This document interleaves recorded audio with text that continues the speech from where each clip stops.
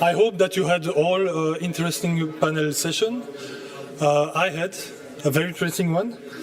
Now I would like to call to the floor Elena Hoffert, which is a member of the ESFRI Executive Board and which will moderate the second plenary session feedback from the parallel sessions. Please, Elena. Hello, everybody. Thank you, Laurent, and thank you, Belgium, for this nice reception in this wonderful museum. So let's listen to the results of the parallel sessions, and I will ask to come to the stage the moderators of the 4 sessions. So please, Apostolia Caramali for climate, Jean-Marie Flo for ocean, Michael Ryan for energy, and Georg Lutz for culture. I think it would be good to have, I don't know if we thought that everybody would come, or if we, I don't know which was the procedure. I thought that it would be nice to have all of the chairs of the sessions, so that you could present 7 minutes per session, and then if we have exchange with the public, somehow. Well, anyway, we have 45 minutes. Elena, we think it's going to take 7 minutes to consult that. Well, then maybe we will have we will have a discussion afterwards. If we have some time, we can go and enjoy the coffee. I don't know.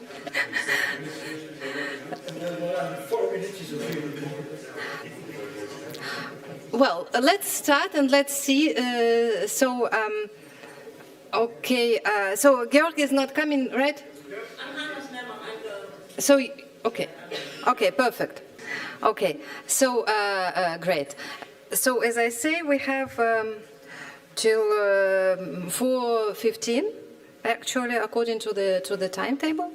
So we have some time for discussion. Let's start with Apostolia, and let's listen to what are the results from this session, and then we will have the possibility to exchange the ideas and the opinions.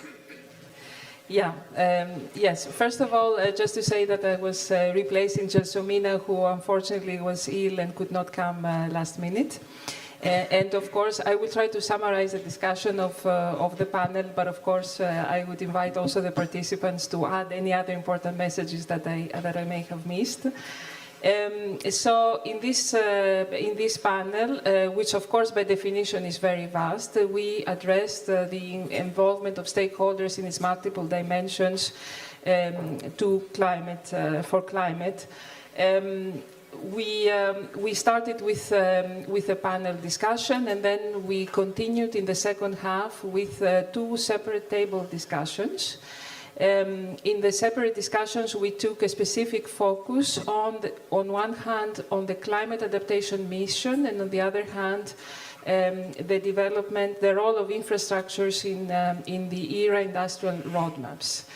When it came to the panel, let me focus on the initial messages from the panel. In the panel, we had a mixture of interventions from research infrastructures themselves, and from policymakers, of course, because the idea was to see how research infrastructures could actually serve policy initiatives, major EU policy initiatives. So from the research infrastructures themselves, we heard from a specific example from Yagos in ESS, addressing how they already contribute to relevant activities. And so, in particular, if I want to focus on the essential, if we take the example of, let's say, the ENVRI cluster and what contribution the ENVRI cluster can do to climate change, of course, they offer long data series, contribution to continuous monitoring of various climate variables. But of course, they would be essential players for the landscape analysis, in particular to understand with respect to the overall objectives for monitoring and observation and modeling, how the RIs can contribute, how they contribute today, on what possible evolution needs that could have. There was a discussion about the links between space and ground-based infrastructures. And then regarding on how to involve stakeholders, the focus was that we need an appropriate governance. This has to be structured, and there has to be a collaboration between the different models for collecting observations, ground-based, base-based. There was, linked to that, there was a discussion about the possible involvement of SMEs who may shy off with respect to administrative burden, and somehow their role should be facilitated. And of course, another discussion regarding the importance of data transformation and also the integration of socio-economic data in order to be able also to monitor social adaptation trends. And there the contribution from the from ESS representing the social, let's say, research infrastructures linked to SSH was about the type of observations that are done today, the type of surveys that are implemented, and that these surveys are by and large at national level, and that, of course, if we have to have a final resolution, this would require specific requirements, of course, but also the associated resources to that. This would be essential in order to understand, especially the dimension of social adaptation.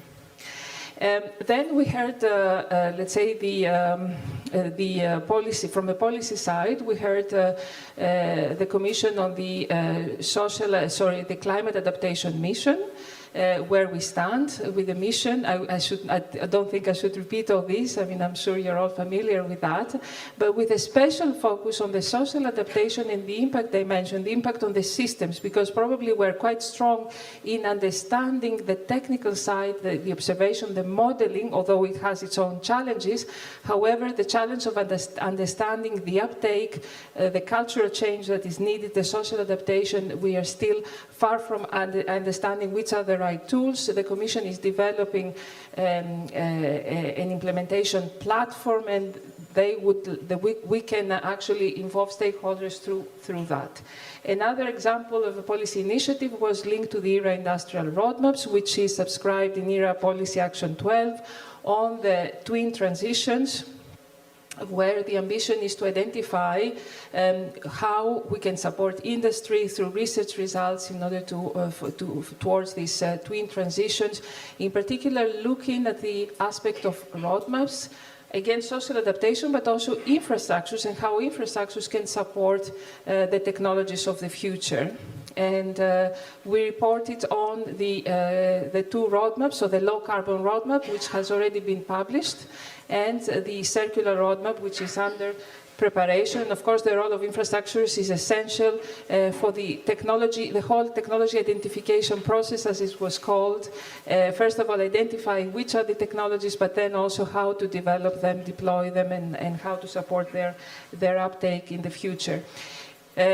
Last point from the policy side, we had a very interesting presentation from the Climate Kick on the models used by the Climate Kick to engage stakeholders in the different dimensions, and I would invite you to have a look at this presentation, because I think there is great experience that has been shared there. I would like to focus on the two examples that were used, two practical examples to showcase how RIs can be relevant. One was, and also how to support, also to underpin social adaptation. So there we had the example of a project with museums, involving museums to actually pass certain messages and help with the cultural change which is needed. Another one, which was, I think, very relevant for research infrastructures, is to pursue large-scale demonstrations at different levels, city level, local level, regional level, and so on, in order to showcase what infrastructures can do. And this experience was based on existing projects, and probably this could be a good source of inspiration towards the future and how infrastructures could engage there. Then from the table discussions, as I said, we had two table discussions, one to deepen a little bit the discussion on the climate adaptation mission, and the other one on the technology roadmaps. And I have a few highlights which have been reported to me, but please feel free to add. I'm looking towards the public here. First one, regarding the climate adaptation mission, of course, we know that research infrastructures are providers and users, but especially providers. So in order to fine-tune and improve this provision, we need to clearly understand the requirements from the mission. So to move away from potential contribution or examples to actual structural and integrated implementation of the mission. And there was a suggestion to actually organize a workshop, an ESFRI missions workshop, in order to have this kind of exchange between missions and research infrastructures on one side to understand the requirements, on the other side to showcase what is possible to be done and to kickstart a more intensive, let's say, interaction between the two. Other than that, a number of elements have been discussed regarding climate adaptation, which I partly reported earlier on, but please feel free to contribute. Of course, the citizen dimension is extremely important when it comes to mission implementation, given the way that missions have been designed, and therefore devising how to engage with citizens. And there SSH also plays a very important role, how to engage with citizens, what kind of survey, what kind of mechanisms we can have. We have a lot of experience from the ex-SWAF's project portfolio, but I'm sure there can be many other suggestions on how we can be more efficient there. Finally, when it comes to the table discussion on the ERA Action 12 roadmaps, again, of course, research infrastructures and infrastructures in general are providers and users of those technologies. And we addressed aspects such as how access to infrastructures improves testing, analysis of new technologies, their applications, the training and education dimension, the skilling, and social adaptation again, and again the role of innovation procurement and how research infrastructures could be involved in defining specifications for that. And finally, that of course here, this is an area where we need a lot of new projects to actually support and accelerate these activities. Thank you. Thank you very much, Apostolia. It was very interesting, a very complete summary about our discussions, and there are some interesting initiatives which can be taken up for the further reflection within ESFRI and within these stakeholder exchanges. So I suggest that we go to the next group. And we will leave some space in the end for the exchanges with the auditorium. So please, Michael, I invite you to make some summary about the energy group. Thank you, Elena. So I've got to go after Leah after that excellent presentation. My presentation is going to be far more, I suppose, disparate than that. Thank you very much. And it's, I suppose, what I want to present to you is just a few notes on what we did, and then we'll have a more expansive one within a report, which I'm sure will come out. So. It's a good one to follow on from you, Leah, but anyway. So, thanks. So so in the energy group, we had 4 presenters to kick off. They were given 4 or 5 minutes to present just a few slides on who they were, particularly with an eye on the on energy.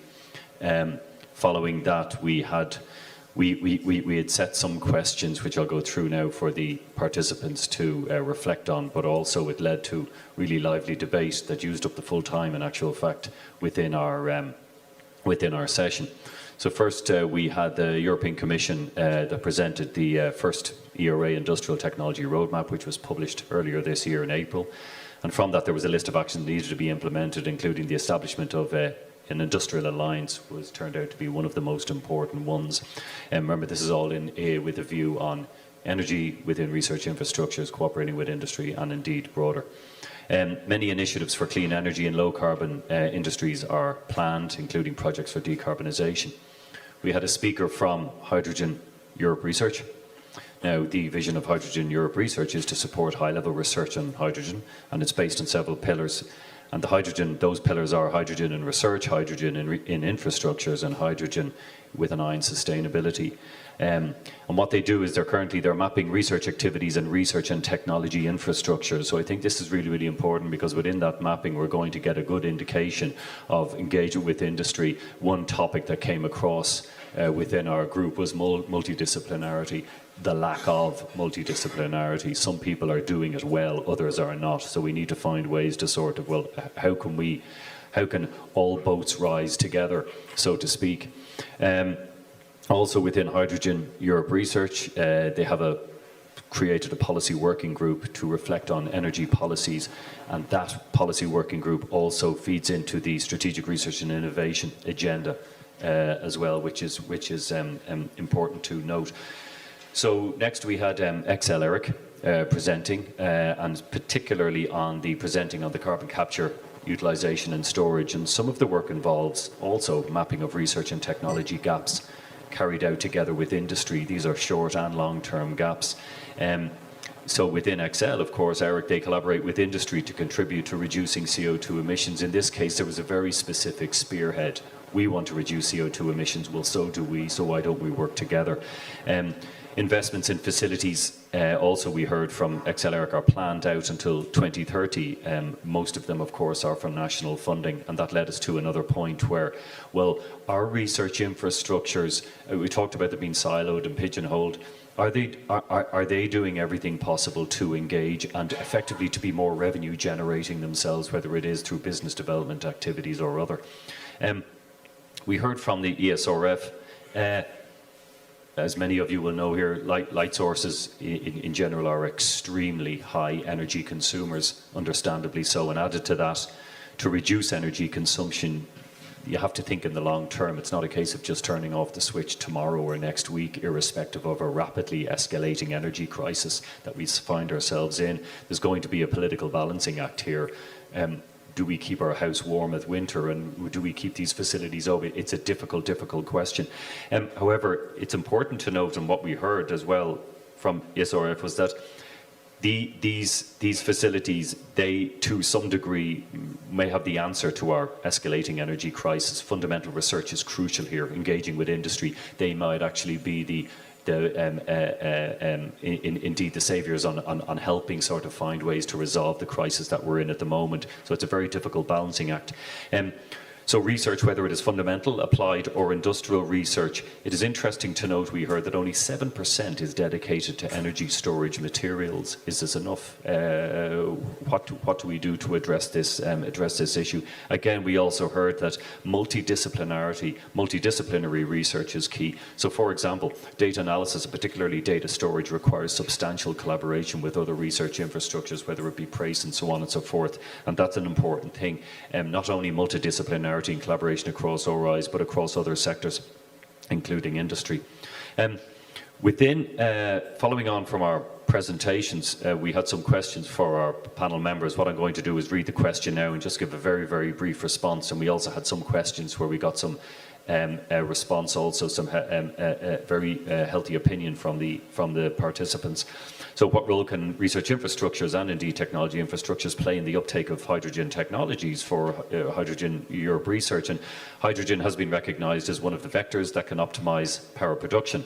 So we need research infrastructures and technology infrastructures to test hydrogen production in different environments. Does that mean to collaborate, to cooperate better, to find out the gaps, what the gaps are? The multidisciplinary approach to realise this is very important. In what ways can energy research infrastructures, or research infrastructures in general, collaborate and interact with industry? A very general question. That's with industry, both energy or industry related in energy production, but also energy intensive industries. And industry asks research infrastructures has asked and is asking research infrastructures to develop technologies together. Decarbonisation is a good example and a common goal across industries. I mentioned this earlier about using a spearhead, using a sort of a goal, so to speak, to aim at. Some of the questions that we asked were very general questions, but it helps spur debate. How is the current cooperation with research infrastructures perceived by the various communities? This question led to a sort of a side debate on using fusion as an example of this, which I won't go into now, but it was very much in relation to energy fusion that, that there was, it's not as disconnected as some may think, and the engagement of industry there. But research infrastructures are accessible to industry paying cash. But most of the access time in research infrastructures is reserved to academia, and only a very small amount is reserved to industry, or industry in collaboration with academia.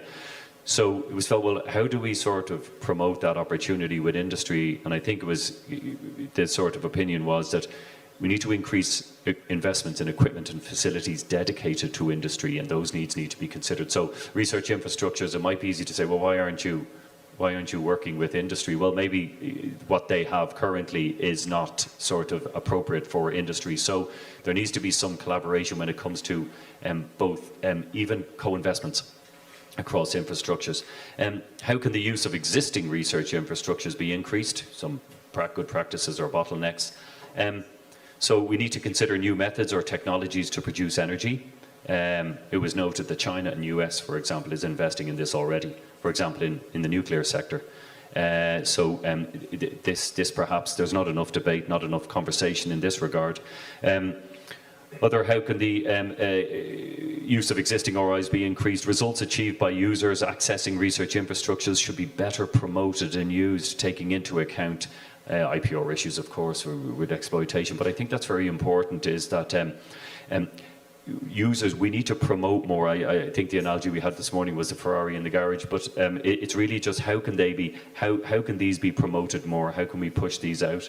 Again, we talked continually about the multidisciplinarity of staff with different backgrounds, possibly across research infrastructures, and we heard about the technical liaison network presented by the NFFA in Giorgio on scientists operating at facilities, but they're dedicating time to dialogue with colleagues in different facilities. This, to me, is this knowledge transfer, this knowledge sharing, for sharing what something is good at and somebody else is not so good at, sharing that information.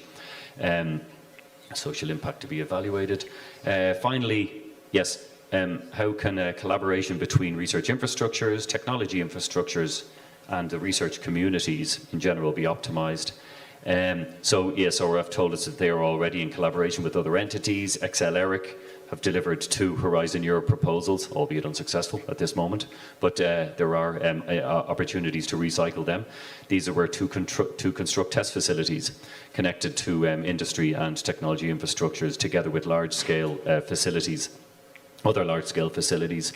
And Hydrogen Europe is opening some technology platforms and other initiatives. So the point here is that examples do exist of where collaboration is being quite effective. And I suppose what we really need to do is we need to identify all of these and learn from them and transfer the experiences to other RIs and sectors. I hope that is sort of reasonably clear, but as you can see, it was quite a sort of, we went off topic in certain points and we came back on topic, but Michaela had no notes anyway, but thank you. Hope that's of help. Thank you, Michael. It was very interesting, very exhaustive. You see, you were shy in the beginning. Very nice. And let's move now to the next parallel session on ocean. Please, Jean-Marie. Thank you, Elena. Good afternoon. First, I would like to say that it has been a very exciting session with a lot of discussions.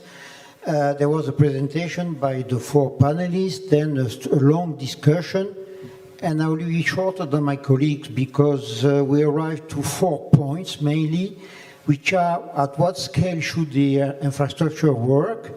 What about the governance? What about the missions and the digital twins? And what about greening the RIs? The first point, it seems that for the RIs, at least in our domain, the best way to work with society and industry is at the regional level. That's the way to start to be efficient. Another comment is that the infrastructure in general are too much at the European level. This is understandable because the money is coming from the countries as well as the Europe. But for infrastructure like ocean, atmosphere, and so on, they should be at the global level to be working properly. There are already exchanges, but improving that will be a good idea for science and society. About governance, I'm going to have a lot of enemies, but we think that there should be some innovation in the governance because of the complexity of the agencies. For example, it was said, I'm not sure about that, that there are existing 22 UN agencies for the ocean. Maybe it's too many. Could be also at the European level as well as the French level. I mean, but I don't want to criticize here at this point. Another point which was raised is to rationalize the landscape. For ocean or for atmosphere, you have 3, 4, 5 infrastructures. Should they still continue, or should we, for the ocean, for example, do something like GOOS and Euro-GOOS, which is mixing together the different oceanic infrastructure dealing with the ocean? It's the same for the atmosphere, that's my domain. But there should be a thinking about that, because it could be more efficient and much more results for, well, it's to have cross-domain. It's the way to have cross-domains. And, well, the same thing was said as a strategic coordination for the ocean at the level of the states as well as the European level. As far as the link with Europe is concerned, the missions, we think that the ESFRIs have a great role to contribute to the missions, but the point is that they have to be included at the beginning. If you wait until the mission is defined and then you go asking the infrastructure, it's not working. It should be done at the beginning. It's the same for the digital twins. Without the ESFRIs, the digital twins are not going to work, because you can model, but you have no data, the model says what it wants. So again, for the digital twins and the mission, which means that the ESFRIs have a great role should have a great role, but they should be included at the starting point. And the last point was the greening of the ESFRIs. Well, that's fancy nowadays, you green everything. But we are concentrating mainly on the ships, because with our ships are using a lot of gasoline, that's the petrol or gas. That's the only way nowadays. We discussed about possibility for hydrogen, electricity, forget about it, even hydrogen. You cannot get hydrogen in the harbors. So, but that for us seems to be a test case for the link between research and industry. So these are the main points we discussed. I hope that the people in my room, in the room that we were working together, are not going to kill me, and I thank you very much. Thank you, Jean-Marie. It was concise and very concrete. Let's now listen to the final group on culture. And so you're welcome, please. Thank you. Is it working? Do you hear me? Okay. So my name is Hanna Snellman, and I'm reporting from the parallel group Culture. The group was chaired by Georg Lutz. He's here also. Perhaps you can shake your hand, so you know he's to blame. So he asked me to report. I'm a humanist in background and come from Finland. Georg Lutz is also sharing the ESFRI working group, social and cultural innovation. We did not go into 3 groups, so we had a general discussion, so we did not come up with points that we would have then discussed together. So this is sort of my impression of the discussion we had, and the people in the group can add what I'm neglecting here. You might think that people interested in culture or humanities and social sciences are a homogeneous group. I hope not, and it's not. As an example, one of the 3 panelists we had in our group is a chemist. She did her PhD in chemistry, and that is a good example of infrastructures in social sciences and humanities. It not only involves people from social sciences and humanities, but from STEM fields, also data science, physics, chemistry, etc. So we are not a homogeneous group, so we don't agree on things always, and that was the case in our discussion. We had a very lively discussion on certain topics, many of them, but I just highlight a few. Partly taking part in the discussion was like listening to John Lennon's song Imagine. You all remember John Lennon's Imagine. So it was a lot of discussion of obstacles of national borders, because there are, as far as infrastructures are concerned, there are EU-level services available for all in matters dealing with the cultural heritage, for example. But then the national ministries fund their national projects. So not everyone has an access to those infrastructures. And that was criticized and discussed, and we were thinking that something should be done about that, because culture does not obey the borders of countries. It doesn't have a say there. And a national level never is enough to create a critical mass. But then we came up with a solution for that problem, and that, of course, is open science, open data, as you might imagine. But then, after this agreement that open data, open science, that's the solution to the problem, we were reminded of the question of sensitive data. So it can be open data in some way, but it has to have, but certain models have to be developed and also have been, especially in social sciences. So privacy issues have to be taken into account very seriously. Also, we were talking about non-academic users. If there's an infrastructure and there is somebody with a PhD in chemistry who has an analysis of Leonardo da Vinci's painting, perhaps the data is not something that a non-academic user can use. So certain practices have to take place in order to sort of interpret the data. Then we talked a lot about industry. What is industry when we talk about culture and social sciences and humanities? Some of the industries are obvious. Museums, already mentioned today. Gaming industry is an industry important for social sciences and humanities. Tourist industry. The books don't come out of nothing. It's based on data, and they need infrastructures. Film industry. Creative industries in general. But then one of the panelists who comes from social sciences also came up with an idea that policymakers are also an industry. And we have to think that Europe would save a lot of money in the future if now they would put resources in evidence-based decision-making. So money for social policy.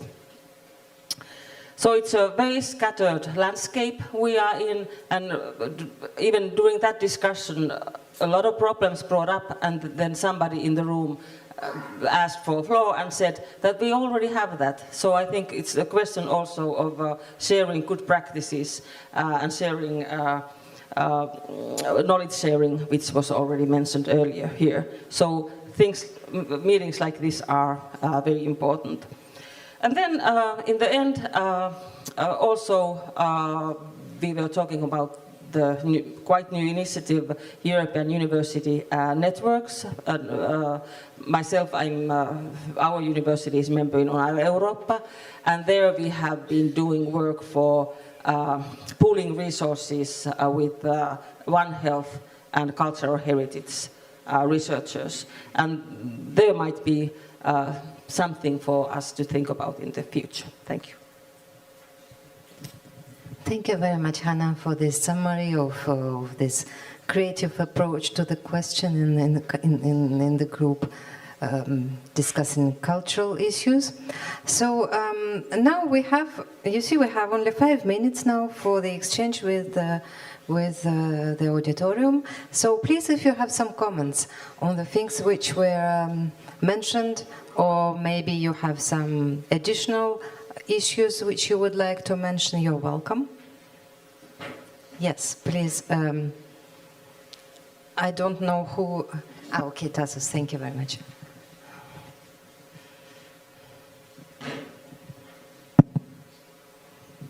Thank you. I am Eric Hemler from CNRS. I just have one question. There are 4 items. Can you give us 4 priorities? Can you give one priority per group? Or that was not the subject of the discussion in the round table, you know. So it was out of the scope of the group. Well, okay, maybe you have 2 priorities. I don't know. Would you like to say something? I would ask Georg to respond to this.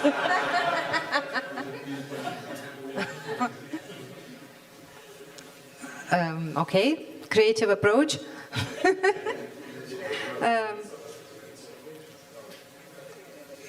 Georg, do you want to say something? Or? He was waiting for the microphone, maybe.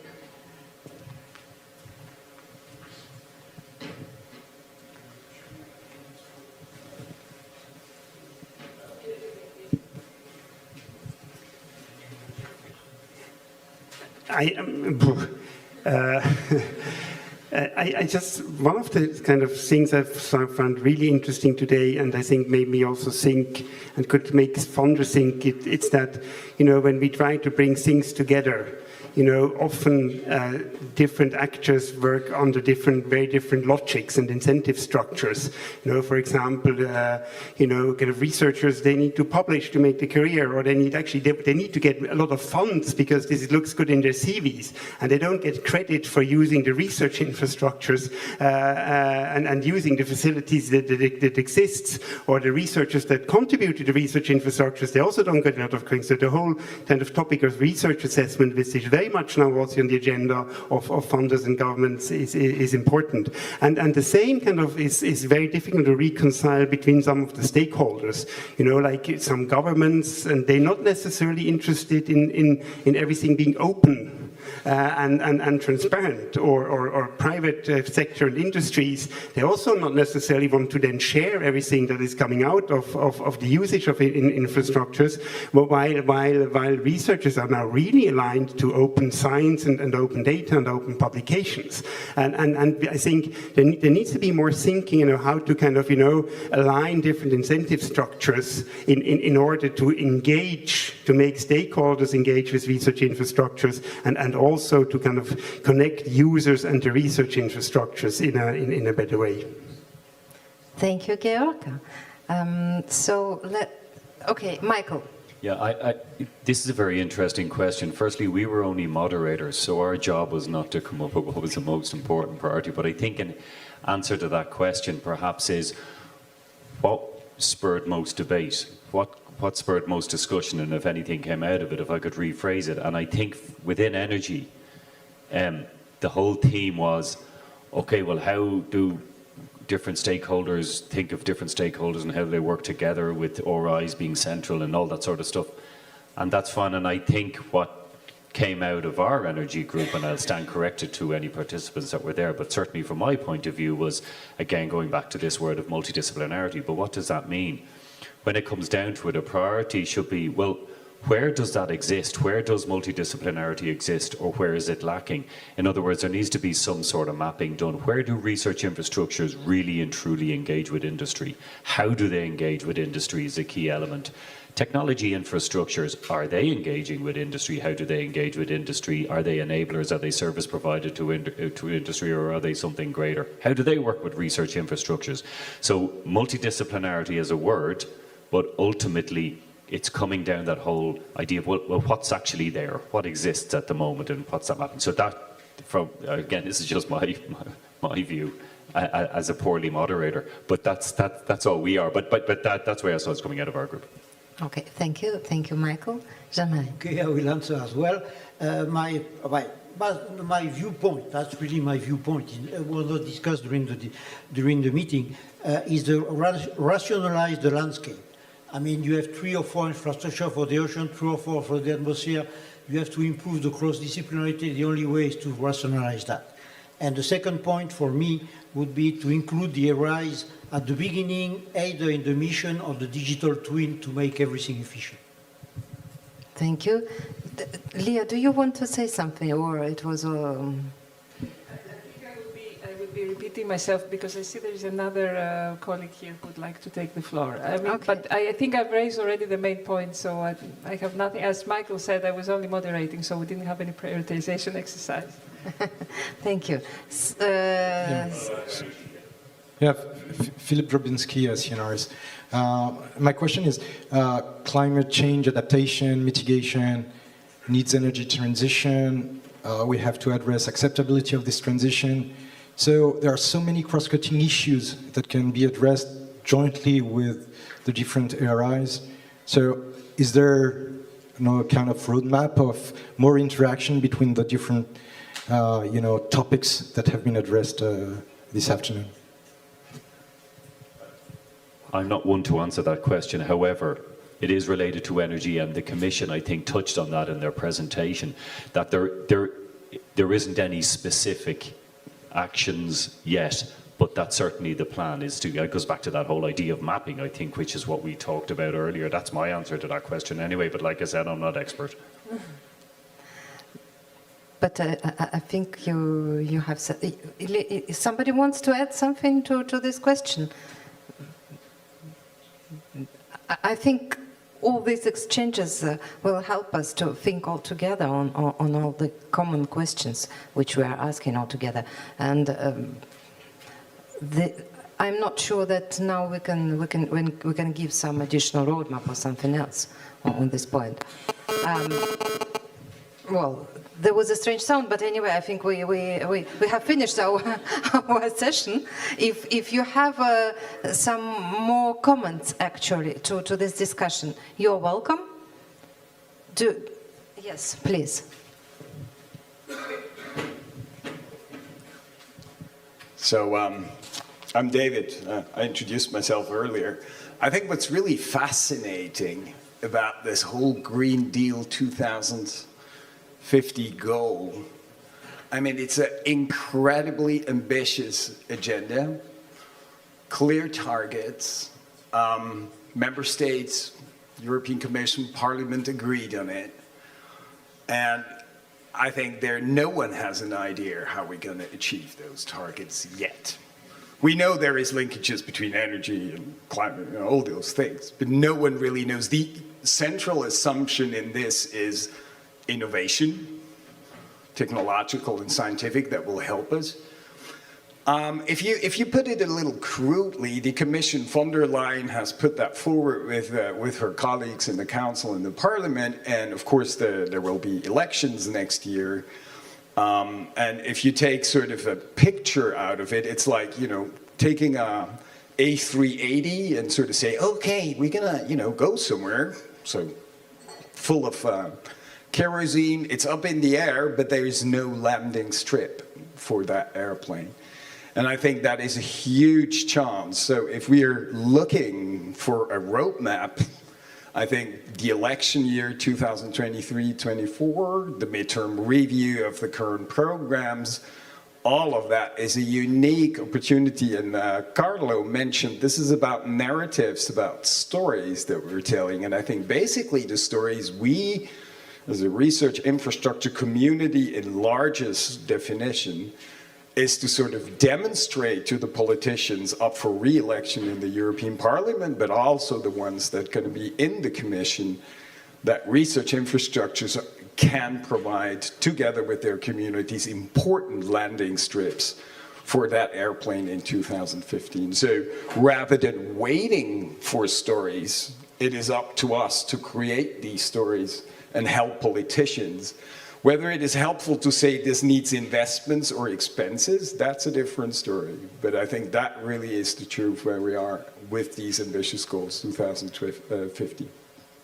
Thank you, David. And I think exactly we have to think all together. Actually, that's why we created this platform, stakeholder forum, stakeholder exchange with ESFRI. So let's think all together about the roadmaps. Actually, it's not because somebody wrote a roadmap that we have to follow. We have to imagine all together where we would like to go.